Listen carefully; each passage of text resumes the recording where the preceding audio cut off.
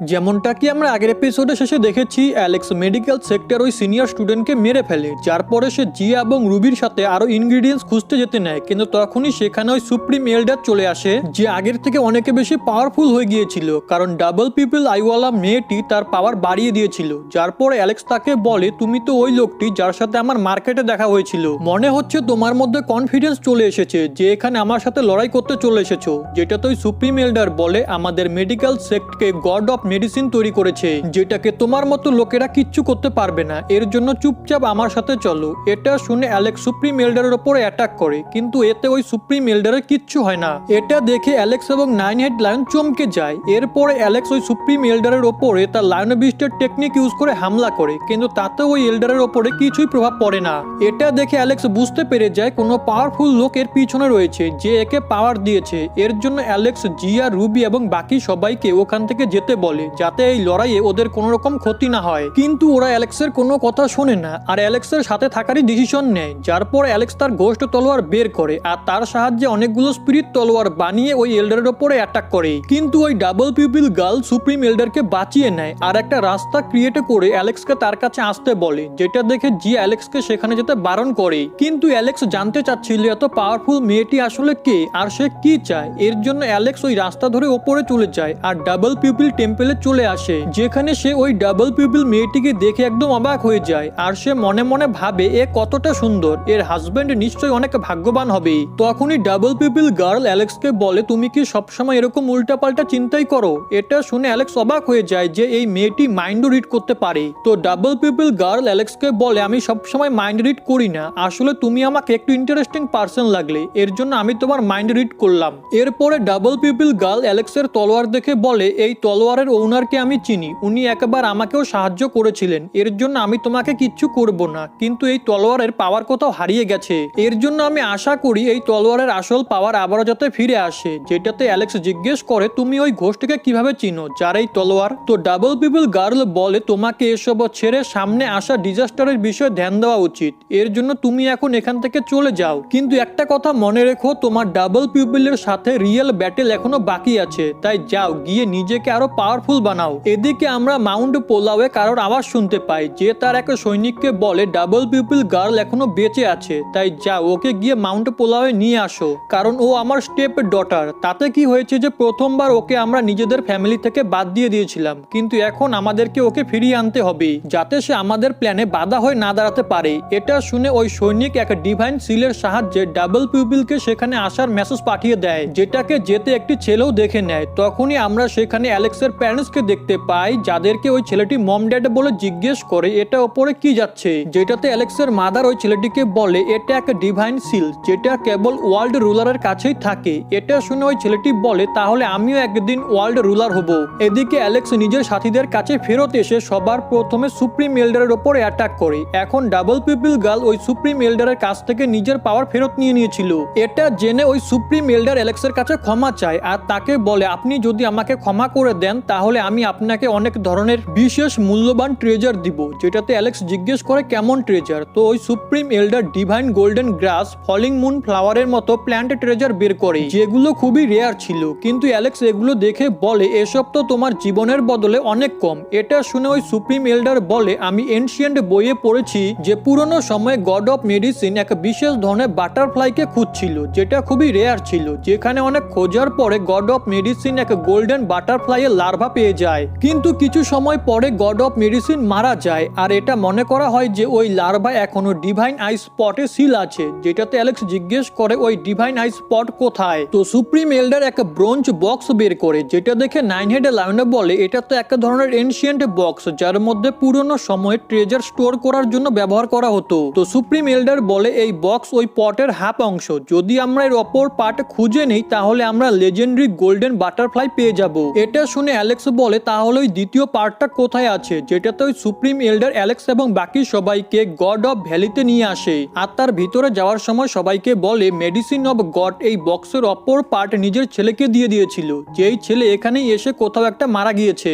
এরপরে ওই ভ্যালির ভিতরে ঢোকার সময় ওরা অনেকগুলো ফরমেশন দেখতে পায়, যার মধ্য থেকে দুটো ফরমেশন ক্রস করার পরে ওই সুপ্রিম এল্ডার সবাইকে বলে, ওই মেডিসিন গডের ছেলে এই দুই ফরমেশনের ট্র্যাপ ডিস্ট্রয় করে দিয়েছিল, কিন্তু সামনে থাকা ফরমেশনে এখনো ট্র্যাপ রয়েছে, এর জন্য আমাদেরকে একটু সাবধানে থাকতে হবে। তার সাথে সাথে ওই মেডিসিন গডের ছেলের কঙ্কালও এখানেই কোথাও আশেপাশে হয়তো থাকবে। তখনই ওরা সবাই ওই কঙ্কালকে দেখতে পায়, যার হাতে ওই ব্রোঞ্জ বক্সের দ্বিতীয় পার্ট ছিল।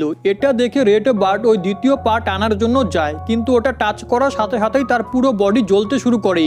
কিন্তু সময় থাকতে অ্যালেক্স নিজের পাওয়ার ইউজ করে রেড বার্ডকে পিছনে নিয়ে আসে, কিন্তু তখনই তাদের আশেপাশে একটা ফরমেশন ক্রিয়েট হয়ে যায়, যেটা দেখে ওই সুপ্রিম এল্ডার বলে যদি আমরা এই ফরমেশনের বাইরে যাই তাহলে আমাদের মৃত্যু নিশ্চিত। যেটাতে অ্যালেক্স বলে তাহলে তুমি এই কথাটা আমাকে আগে কেন বললে না? তো সুপ্রিম এল্ডার বলে আমার এই বিষয়ে খেয়ালই ছিল না। এরপরে ওই সুপ্রিম এল্ডার নিজের এক স্টুডেন্টকে একটা শিল্ডের মধ্যে বন্দি করে ফরমেশনের বাইরে পাঠায়, যাতে ওই স্টুডেন্ট ব্রোঞ্জ বক্সের দ্বিতীয় পার্ট নিয়ে আসতে পারে। কিন্তু ওই সুপ্রিম এল্ডারের শিল্ড ভেঙে যায়, যার জন্য ওই স্টুডেন্টের সেখানেই মৃত্যু হয়। এটা দেখে রেড বার্ড সুপ্রিম এল্ডারকে বলে তুমি তো নিজের স্টুডেন্টকেই মেরে ফেললে। যেটাতে সুপ্রিম এল্ডার বলে আমি তো শুধু আপনাদেরকে সাহায্য করছিলাম, কিন্তু আমি বুঝতে পারিনি আমার বানানো শিল্ড এভাবে ভেঙে যাবে। তখনই রুবি অ্যালেক্সের হাতে ব্রোঞ্জ বক্স দেখে বলে হতে পারে আমরা এর প্রথম পার্টের সাহায্যে সেকেন্ড পার্টকে ফরমেশনের ভিতরে নিয়ে আসতে পারি। এটা শুনে অ্যালেক্স এমনটা করার চেষ্টা করে, কিন্তু এমনটা করার সময় ওই ব্রোঞ্জ বক্সের প্রথম পার্ট ফরমেশনের বাইরে গিয়ে সেকেন্ড পার্টের সাথে জুড়ে যায়। এটা দেখে অ্যালেক্স বলে মনে হচ্ছে এখন আর আমরা কিচ্ছু করতে পারবো না।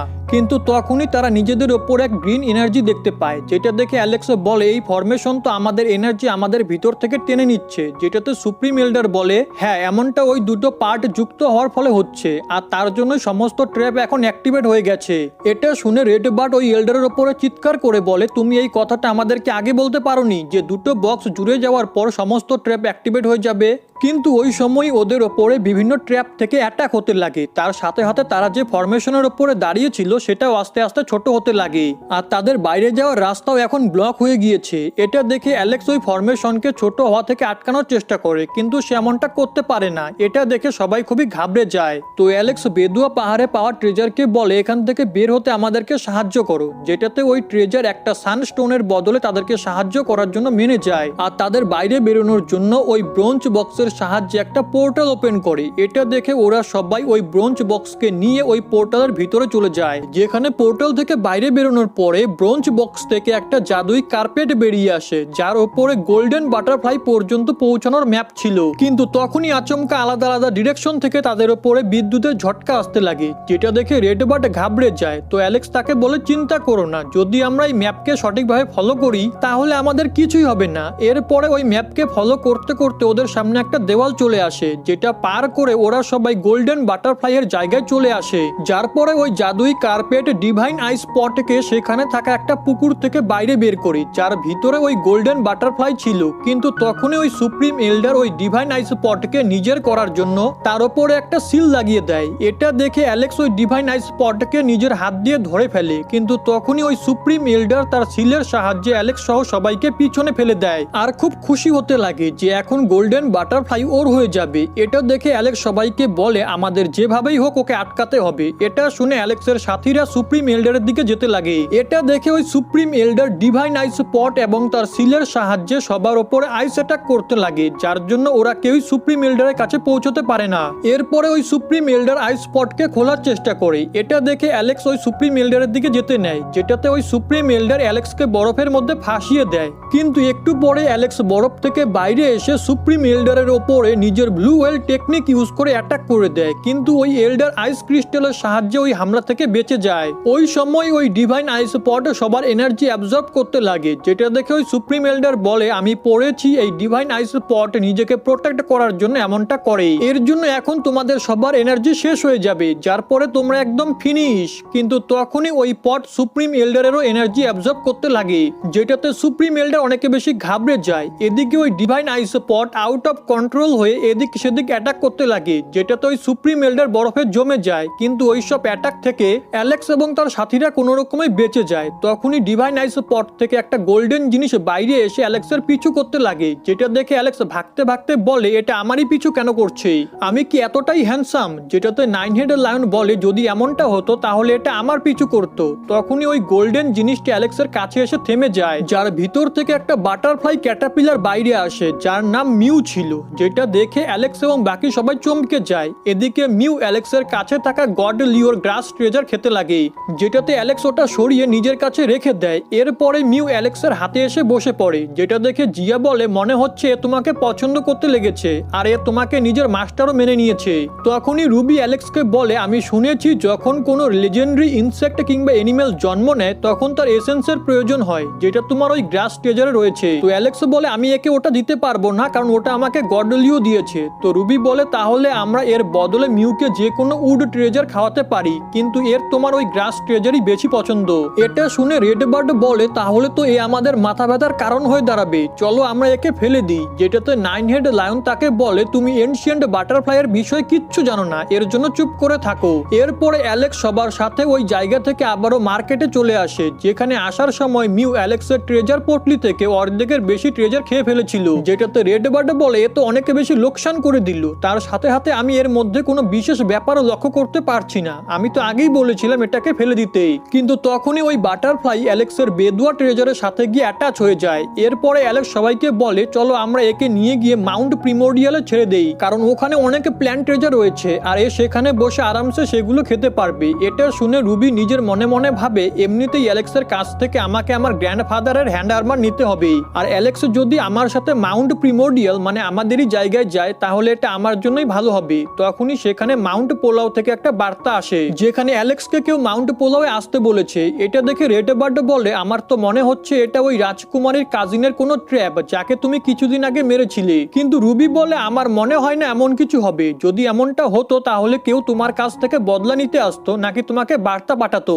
এটা নিশ্চয়ই সামনে আসতে চলা ডিজাস্টারের বিষয় কিছু হবে, যেখানে কেউ তোমার সাথে এ ব্যাপারে হয়তো কথা বলতে চায়। তো অ্যালেক্স বলে যদি মাউন্ট পোলাওয়ের লোকেরা ওই ডিজাস্টার থেকে বাঁচার জন্য নিজেরাই কিছু না করতে পারে তাহলে তারা আমাকে কেন ডাকবে। যেটাতে রুবি বলে কারণ তোমার কাছে আমার গ্র্যান্ডফাদারের হ্যান্ড আর্মার রয়েছে, আর যখন ওই ডিজাস্টার আসবে তখন 90% বেশি কাল্টিভেটর মারা যাবে আর সমস্ত জায়গা ডিস্ট্রয় হতে লাগবে। কিন্তু ওই হ্যান্ড আর্মারের সাহায্যে আমরা এক এনশিয়েন্ট ফরমেশন ওপেন করতে পারবো, যেটাতে লোকেরা অন্য ওয়ার্ল্ডে গিয়ে নিজেদের প্রাণ বাঁচাতে পারবে। ওই সময় রেড বার্ড রুবিকে বলে তাহলে তুমি এতদিন শুধু ওই হ্যান্ড আর্মারের কারণেই আমাদের সাথে ছিলে। যেটাতে রুবি অ্যালেক্সকে বলে ওই ডিজাস্টারের সময় বহু মানুষ মারা যাবে, এর জন্য তুমি আমাকে ওই হ্যান্ড আর্মার ফেরত দিয়ে দাও যাতে আমাদের ক্ল্যান ওই ডিজাস্টারের হাত থেকে বাঁচতে পারে, আর যদি তুমি চাও তাহলে তুমিও নিজেদের লোকদেরকেও বাঁচাতে পারো। এটা শুনে অ্যালেক্স বলে তুমি যেসব কথা বলছো যদি এসব সত্যি হয় তাহলে আমাকে সবাইকে বাঁচাতে হবে, কিন্তু এখন সবার প্রথমে আমাকে স্টোন ভিলেজে ফেরত যেতে হবে যাতে আমি ওদেরকে এসব কথা বলতে পারি। যেটাতে রুবি বলে তাহলে আমি এখানেই তোমার জন্য অপেক্ষা করব।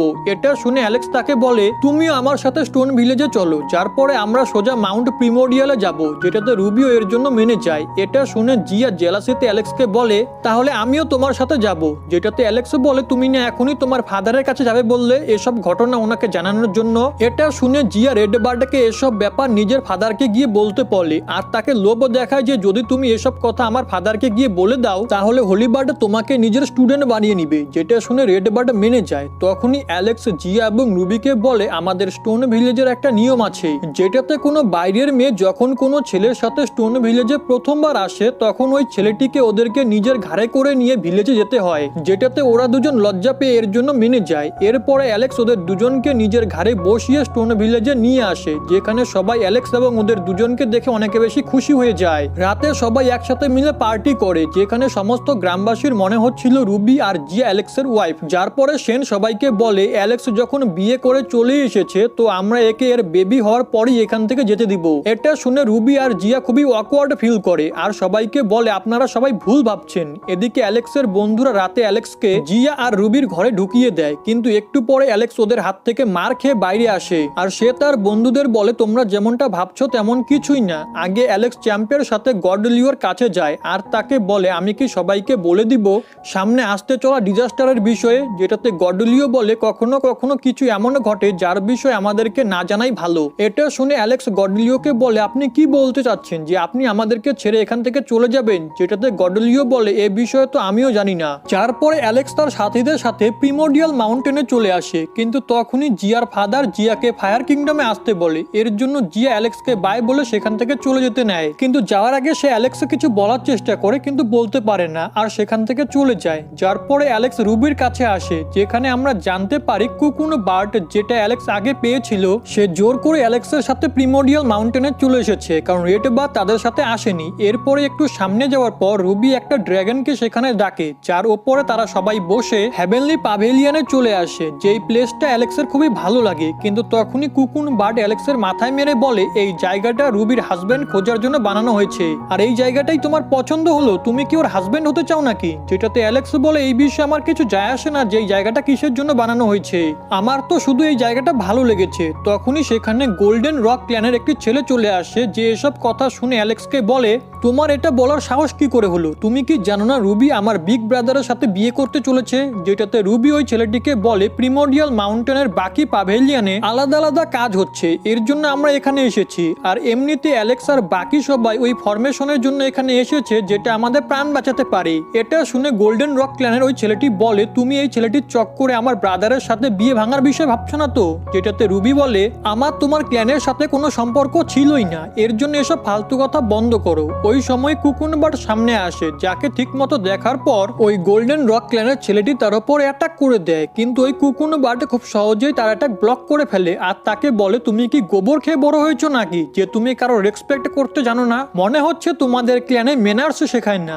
এটা শুনে ওই ছেলেটি রেগে যায় আর নিজের ক্ল্যানের গোল্ডেন ফ্ল্যাগ বের করে, যেটা দেখে ওই কুকুন বার্ড ঘাবড়ে যায়, কিন্তু সময় থাকতে অ্যালেক্স তাকে ওই ফ্ল্যাগ থেকে বাঁচিয়ে নেয়। এটা দেখে ওই ছেলেটি তার ফ্ল্যাগের সাহায্যে একটা টর্নেডো ক্রিয়েট করে অ্যালেক্সের উপরে অ্যাটাক করে, যেটা থেকে অ্যালেক্স খুব সহজেই বেঁচে যায়। এরপর অ্যালেক্স তাকে বলে আমাকে রাগিও না, না হলে পরে তুমি আর আমাকে আটকাতে পারবে না। তখনই সেখানে রুবির গ্র্যান্ডফাদার চলে আসে, যাকে দেখে ওই ছেলেটি কুকুন বার্ডের দিকে ইশারা করে বলে এই চোর এখানে আবারও চলে এসেছে, এর জন্য এবার আমরা একে এভাবে এখান থেকে কিছুতেই যেতে দিতে পারি না। যেটাতে রুবির গ্র্যান্ডফাদার বলে আমরা ওই বিষয়টা পরে দেখে নিব, কিন্তু এখন আগে আমাকে অ্যালেক্সের সাথে কথা বলতে হবে। এরপরে রুবির গ্র্যান্ডফাদার অ্যালেক্সের কাছ থেকে তার হ্যান্ড আর্মার ফেরত চায়, যেটাতে অ্যালেক্স বলে এত তাড়াহুড়োর কি আছে? এটা শুনে ওই ছেলেটি বলে তোমার কাছে ওই হ্যান্ড আর্মার রয়েছে, তাহলে কি তুমি প্রিমোডিয়াল মাউন্টেনের সুযোগ নিতে চাও? কিন্তু তুমি হয়তো জানো না আমাদের ক্ল্যানের পাওয়ার ছাড়া শুধু ওই হ্যান্ড আর্মারের সাহায্যে ফরমেশন বানানো যাবে না। তো অ্যালেক্স তাকেই ফাঁসিয়ে বলে তোমার কথার মানে এটাই দাঁড়ালো যে তোমাদের ক্ল্যান প্রিমোডিয়াল মাউন্টেনকে নিজেদের স্বার্থে ব্যবহার করছে। এটা শুনে ওই ছেলেটি রুবির গ্র্যান্ডফাদারকে বলে আপনি ওর কথায় কান দিবেন না, এমন কিচ্ছু না, আমি তো শুধু এখানে এটা জিজ্ঞেস করতে এসেছি যে আপনি কি রুবি আর আমার ভাইয়ের সম্পর্কে রাজি? যেটাতে গ্র্যান্ডফাদার এই সম্পর্কের জন্য মেনে যায়। এটা দেখে রুবি নিরাশ হয়ে নিজের গ্র্যান্ডফাদারকে বলে আমাদেরকে সবার প্রথমে সামনে আসতে চলা বিপদের দিকে নজর দেওয়া উচিত নাকি আমার সম্পর্কে? এটা শুনে গোল্ডেন রক ক্ল্যানের ছেলেটি বলে তুমি ওটার চিন্তা করো না, আমাদের দুজনের ক্ল্যান মিলে ওই ডিজাস্টার থেকে বাঁচার জন্য ফরমেশন বানিয়ে নিবে। এটা শুনে রুবি তার গ্র্যান্ডফাদারকে এটা বলার চেষ্টা করে যে সে ওই ছেলেটির ভাইয়ের সাথে বিয়ে করতে রাজি নয়, কিন্তু তার গ্র্যান্ডফাদার তার কোনো কথা শোনে না, যার জন্য রুবি দুঃখী হয়ে যায়। এখন এটা দেখে অ্যালেক্স রুবির কাছে গিয়ে তাকে নিজের ঘাড়ে তুলে বলে তুমি আমার সাথে স্টোন ভিলেজে গিয়েছিলে, এর জন্য তুমি আমাকে ছাড়া অন্য কাউকে বিয়ে করতে পারো না। যেটাতে রুবি তাকে নিচে নামাতে বলে, তো অ্যালেক্স তাকে ধীরে বলে যদি তুমি ওর ভাইয়ের সাথে বিয়ে করতে না চাও তাহলে চুপচাপ আমার সাথে চলো। এখন এসব দেখে ওই গোল্ডেন রক ক্ল্যানের ছেলেটি সেখান থেকে চলে যায়। এরপরে সবাই ওই ফরমেশন ঠিক করার জন্য হেভেনলি সেক্রেট মাউন্টেনে চলে আসে, যেখানে আসার পরে অ্যালেক্স রুবিকে ওই হ্যান্ড আর্মার দিয়ে দেয়। রুবিও তাকে সবকিছুর জন্য ধন্যবাদ জানায়। এরপরে রুবি ওই হ্যান্ড আর্মার তার গ্র্যান্ডফাদারকে দেয়, যেটার সাহায্যে তার গ্র্যান্ডফাদার একটা ফরমেশন ক্রিয়েট করে, কিন্তু ওই ফরমেশন অ্যাক্টিভেট করার জন্য পাওয়ারের প্রয়োজন ছিল, যার কারণে রুবির গ্র্যান্ডফাদার গোল্ডেন রক ক্ল্যানের ছেলেটিকে তার কাজ করতে বলে। যার পরে ওই ছেলেটি তার ক্ল্যানের একটা এনশিয়েন্ট স্ক্রোলের সাহায্যে ওই ফরমেশন রিপেয়ার করতে লাগে, যেটা দেখে সবার মনে হয় ওই ছেলেটি এটাতে সাকসেসফুল হয়ে যাবে, কিন্তু তখনই হঠাৎ করে ওই ফরমেশন আনস্টেবল হতে লাগে, কারণ ওই স্ক্রোলের একটা পিস মিসিং ছিল। এখন ফরমেশন আনস্টেবল হতে দেখে রুবির গ্র্যান্ডফাদার ওই ছেলেটির সাথে মিলে ফরমেশন ঠিক করার চেষ্টা করে, কিন্তু তারা এতে সফল হয় না আর পিছনে গিয়ে ছিটকে পড়ে। এটা দেখে ওখানে থাকা লোকেরা গোল্ডেন রক ক্ল্যানের ওই ছেলেটিকে নিয়ে মজা করতে লাগে। এখন এর হাত থেকে বাঁচার জন্য ওই ছেলেটি সমস্ত দোষ রুবির গ্র্যান্ডফাদারের উপর দিয়ে দেয়, যেটাতে রুবির গ্র্যান্ডফাদার বলে আমরা এমনিতেই আর বাঁচতে পারবো না, তাহলে একে অপরকে দোষ দিয়ে কি বা লাভ হবে? ওই সময় কুকুন বার্ড ওই স্ক্রোলের মিসিং পার্টে জুড়ে দেয়, যেটা তার কাছেই ছিল। এরপরে কুকুন বার্ড অ্যালেক্সকে বলে এই ফরমেশনটা রিপেয়ার করার জন্য আমাকে সাহায্য করো, যেটাতে অ্যালেক্স তাকে বলে এরা সবাই তোমাকে ঠিক মতো ট্রিটও করে না, তাহলে তুমি এদেরকে কেন সাহায্য করতে চাও? এটা শুনে কুকুনবার্ড বলে, প্রশ্ন করো না, শুধু এটা বলো তুমি আমাকে সাহায্য করবে কি করবে না। তো অ্যালেক্স তাকে সাহায্য করার জন্য মেনে যায়, যার পরে ওরা দুজন ওই স্ক্রোলের সাহায্যে ফরমেশন রিপেয়ার করতে লাগে। কিন্তু তখনই ওই গোল্ডেন রক ক্ল্যানের ছেলেটি অ্যালেক্সকে নিয়ে মজা করে বলে কিছু লোক ফরমেশন ওপেন করার পদ্ধতিও জানেন না, আর একটা বার্ডের সাথে মিলে সেটা ঠিক করার চেষ্টা করে। যেটাতে কুকুনবার্ড ওই ছেলেটিকে বলে কিছু লোক তো পদ্ধতি জানার পরও এই কাজে ফেল হয়ে যায়, আর অন্যদেরকেও নিজেদের কাজ ঠিক মতো করতে দেয় না। এটা শুনে আশেপাশে থাকা লোক ওই ছেলেটিকে নিয়ে আবারও মজা করতে লাগে, যার কারণে ওই ছেলেটি খুব রেগে যায় আর সে কুকুনবার্ডের ওপর অ্যাটাক করার জন্য সামনে আসে, কিন্তু অ্যালেক্স তার অ্যাটাক ব্লক করে ফেলে। এখন অ্যালেক্স নিজের জায়গা থেকে সরে আসার জন্য যে স্টোনের ওপরে ফরমেশনটা ছিল সেই স্টোনটা ভেঙে যায়, যার কারণে ফরমেশন আবারও আনস্টেবল হতে লাগে। এটা দেখে অ্যালেক্স ভাবতে লাগে যদি সে ওই গোল্ডেন রক ক্ল্যানের ছেলেটিকে না মারে তাহলে সে বারবার তাদের কাজের মাঝখানে এসে ব্যাগরা দিবে।